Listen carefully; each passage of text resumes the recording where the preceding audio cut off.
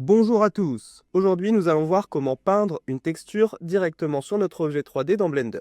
Dans un premier temps, prendre notre objet et réaliser dessus un découpage qui va nous permettre ensuite d'interpréter une map aplatie avant de pouvoir peindre notre texture. On va prendre notre objet, ici un cube, on va passer en mode Edit, on va sélectionner les segments que l'on veut marquer comme limite. Imaginons que je veuille créer un patron de mon cube. Voilà, je vais faire CTRL E, je vais faire un Mark Sim. Et maintenant, je vais pouvoir me rendre ici en haut dans l'UV Editing. Je vais sélectionner tout mon objet avec A et utiliser le menu d'Unwrapping avec U.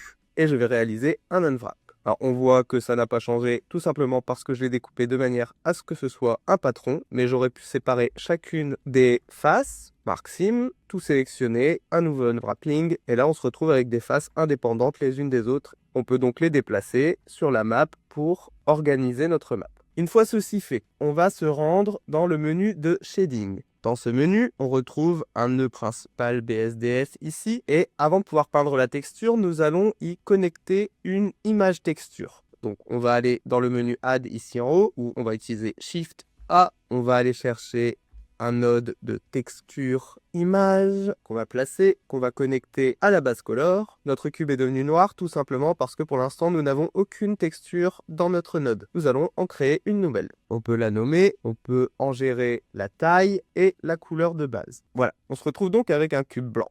Rendons-nous dans l'onglet Texture Paint et maintenant on peut peindre notre objet à l'aide des outils de peinture soit directement dans la partie de travail. On peut changer la couleur sur le cercle chromatite et ensuite on peut venir peindre. On a différents outils qui vont nous permettre de peindre. On a la goutte, on a le doigt qui va nous permettre d'étaler, etc., etc. Je vous laisserai tester un petit peu toutes ces manipulations. Et voilà, vous savez maintenant comment peindre une texture directement dans Blender.